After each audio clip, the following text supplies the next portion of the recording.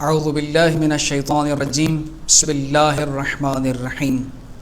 محترم ناظرین، انسان کے وجود اور اس کے کمال میں دو شخصیات کا بڑا اہم کردار ہوتا ہے۔ ایک شخصیت وہ ہوتی ہے کہ جس کی وسیلے سے، جس کے ذریعے سے انسان دنیا میں آتا ہے اور اس کو جسمانی باپ کہا جاتا ہے، اور دوسری وہ شخصیت کہ جس کے وسیلے سے انسان عالم مادہ سے نکل کے عالم روحانیت کے ساتھ رابطہ مضبوط کرتا ہے، اور وہی شخصیت ہوتی ہے جو انسان کی روحانی تربیت کرتی ہے۔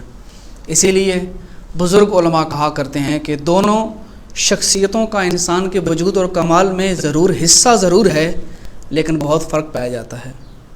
جو جسمانی باپ ہوتا ہے وہ صرف انگلی پکڑ کے چلنا سکھاتا ہے، لیکن جو روحانی باپ ہوتا ہے وہ صحیح چلنا سکھاتا ہے۔ جو انسان کا باپ ہوتا ہے وہ اس کو بولنا سکھاتا ہے، لیکن جو اس کا روحانی باپ ہوتا ہے وہ اس کو یہ سکھاتا ہے کہ کہاں پر کب کیا بولنا ہے اور کیا نہیں بولنا۔ اسی وجہ سے اسلام میں روحانی باپ کی بہت زیادہ اہمیت بیان کی گئی ہے۔ جس طرح کہ انسان کے جسمانی باپ کی اہمیت ہے، اس کی فضیلت ہے، والدین کی اہمیت ہے، بالکل اسی طرح انسان کے روحانی باپ کو بھی بہت بلند درجہ حاصل ہے۔ آئیے امام زین العابدین علیہ السلام کی بارگاہ میں چلتے ہیں اور امام سے یہ دریافت کرتے ہیں کہ مولا ذرا بتائیے کہ آپ کی نظر میں ایک استاد کا مقام کیا ہے؟ تو امام زین العابدین علیہ السلام نے استاد کے 12 حقوق ہمیں بیان کیے۔ عزیزان دیکھیے گا کتنے عظیم ترین راہبر ہمیں ملے، رہنما ہمیں ملے کہ جنہوں نے اتنا عظیم پیغام ہمیں دیا۔ ہمیں امام علیہ السلام کے رسالہ حقوق کے اندر وہ 12 حقوق لکھے ہوئے ملتے ہیں کہ جو استاد کی عظمت کو مزید اشکار کرتے ہیں۔ امام زین العابدین علیہ السلام نے ارشاد فرمایا، حق صائصک بالعلم، جو بندہ تمہاری علمی رہنمائی فرمائے اس کے تم پر 12 حق ہیں۔ اور وہ 12 حق کون سے ہیں؟ سب سے پہلا حق یہ ہے التعظیم لہ، جس سے علم حاصل کرتے ہو اس کی تعظیم کرو۔ دوسرا حق کیا ہے؟ التوقیر لمجلسہ، اس کی بارگاہ کو محترم جانو، جب تک اس کی خدمت میں بیٹھے ہو اس مجلس کو قابل احترام سمجھو۔ تیسرا حق یہ بیان کیا حسن الاستماع الیہ، جب وہ گفتگو کر رہا ہو، جب وہ تمہیں علم دے رہا ہو تو اس کی باتوں کو توجہ کے ساتھ سنو، پوری توجہ تمہاری اس کے الفاظ اور اس کی تمام پیغام کی طرف ہونی چاہیے کہ جو وہ تمہیں دینا چاہتا ہے، اور اپنی اس گفتگو کے ذریعے تمہاری رہنمائی حاصل کرنا چاہتا ہے۔ تمہاری تمام تر توجہ ان کلمات کی طرف ہونی چاہیے کہ جب وہ استاد تم سے خطاب کر رہے ہے اور تمہیں کچھ دینا چاہتا ہے۔ یہ تیسرا حق تھا۔ چوتھا حق یہ ہے والاقبال علیہ، سبحان اللہ، کیا عظیم ترین مرتبہ بیان کیا استاد کے۔ امام فرماتے ہیں جب تم استاد کے پاس بیٹھے ہو تو اس کی طرف رخ کر کے بیٹھو، کبھی بھی اس کو پشت نہ کرو۔ کتنا عظیم ترین مقام بیان کیا۔ اور اس سے آگے بڑھ کر 5ویں نمبر پہ امام علیہ السلام نے جو حق بیان کیا وہ بہت زبردست۔ امام نے فرمایا ان لا ترفع علیہ صوتک، کوشش کرنا جب تک اس کی خدمت میں بیٹھے ہو تمہاری آواز تمہاری استاد کی آواز سے بلند نہ ہو۔ بالکل یہی حکم نبی اکرم کے بارے میں بھی اللہ نے دیا کہ تمہاری آواز نبی کی آواز سے بلند نہیں ہونی چاہیے، اور اسی اسلام نے ہمیں بتایا کہ تمہاری آواز تمہارے والدین کی آواز سے بلند نہیں ہونی چاہیے، اور یہی اسلام ہمیں بتا رہا ہے کہ جب تم استاد کے سامنے بیٹھے ہو تو تمہاری آواز تمہارے استاد کی آواز سے بھی بلند نہیں ہونی چاہیے۔ اور 6 نمبر پہ امام علیہ السلام نے جو حق بیان کیا وہ حق یہ ہے، امام فرماتے ہیں وَلَا تُجِيبَ أَحَدًا يَسْأَلُهُ عَنْ شَيْءٍ حَتَّى يَكُونَ هُوَ الَّذِي يُجِيبُ، اگر استاد کی خدمت میں بیٹھے ہو اور کوئی شخص سوال کرتا ہے تو استاد کے جواب دینے سے پہلے جواب نہ دو۔ لہٰذا یہ ایک بہترین ادب ہے۔ کبھی بھی انسان کو یہ کوشش نہیں کرنی چاہیے کہ میں استاد سے پہلے بولوں گا تو یہ استاد کے نظر میں میری عزت بڑھا دے گا، نہیں، یہ تمہاری عزت نہیں بڑھائے گا، بلکہ در حقیقت تم استاد سے پہلے جواب دے کے استاد کی توہین کر رہے ہو۔ لہٰذا یہ پوائنٹ بھی ہمیں اپنے مد نظر رکھنا چاہیے کہ کبھی بھی استاد کے جواب دینے سے پہلے گفتگو نہیں کرنی چاہیے۔ اس کے بعد اگلا حق امام نے بیان کیا وَلَا تُحَدِّثَ فِي مَجْلِسِهِ أَحَدًا، جب اس کے سامنے بیٹھے ہو، کلاس اس کے سامنے بیٹھ کے علم حاصل کر رہی ہے تو کبھی بھی جب تک وہ تمہیں علم دے رہا ہے آپس میں گفتگو نہ کرو۔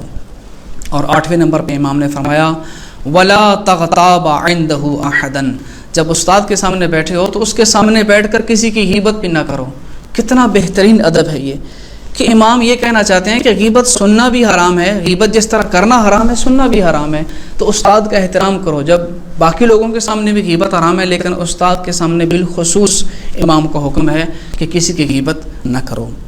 اس کے بعد 9 نمبر حق جو امام نے بیان کیا، وَأَن تَدْفَعْ عَنْهُ إِذَا ذُكِرَ عِنْدَكَ بِسُوءٍ، جب تمہارے سامنے کوئی تمہارے استاد کی برائی کر رہا ہو، تمہارے استاد کی خامیاں بیان کر رہا ہو، تو اپنے استاد کا دفاع کرو۔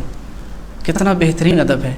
ہم سکول، کالج، یونیورسٹیوں میں پڑھنے والے اگر ان آداب کو مد نظر رکھیں تو یقین جانیں کہ ہم علم کی ان بلندیوں کو چھوئیں گے کہ جو انسان سوچ بھی نہیں سکتا۔ کتنا پیارا ادب بیان کیا امام نے کہ جب کوئی تمہارے سامنے تمہارے استاد کی برائی کر رہا ہے تو تم استاد کا دفاع کرو، تم اس کے حق میں بولو۔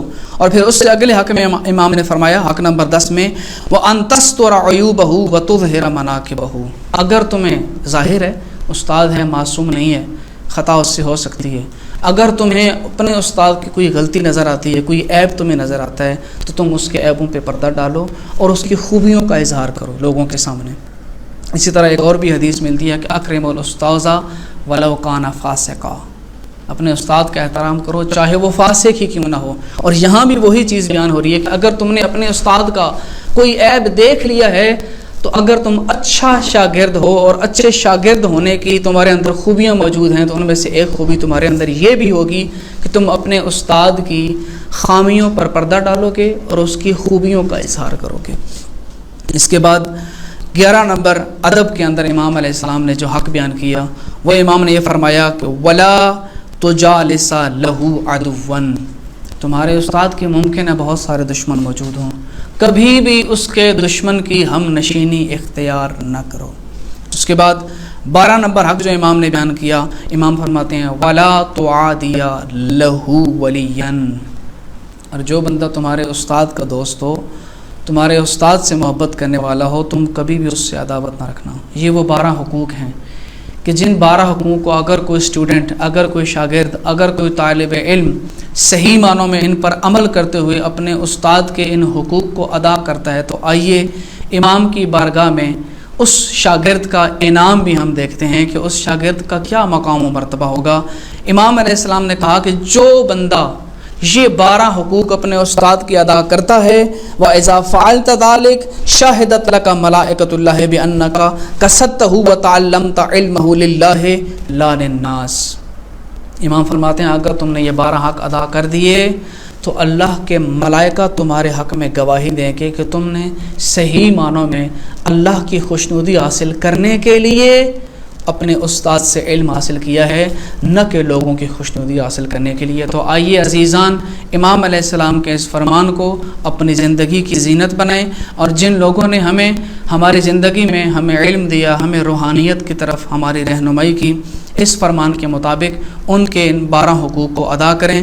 اور ان 12 حقوق کو اگر آپ مطالعہ کرنا چاہیں تو کتاب میزان الحکمت کی جلد نمبر 6 صفحہ نمبر 780 اور حدیث نمبر 13891 میں اس کو مزید تفصیل سے آپ پڑھ سکتے ہیں۔ تو میری امید ہے کہ آپ تمام لوگوں نے بڑی توجہ کے ساتھ یہ تمام حقوق سنے ہوں گے، اور میں یہ بھی امید رکھتا ہوں کہ جو اہل بیت کا پیروکار ہے، جو ان مقدس ہستیوں کو ماننے والا ہے، وہ اس معاشرے کے اندر ان کی تعلیمات کا مظہر ہے۔ تو آئیے ان تعلیمات کا مظہر بن کے دنیا والوں کو بتائیں کہ اللہ نے ہمیں کتنے خوبصورت راہبر دیے اور انہی راہبروں نے ہمیں کتنی خوبصورت تعلیمات دیں۔ والسلام علیکم ورحمۃ اللہ وبرکاتہ۔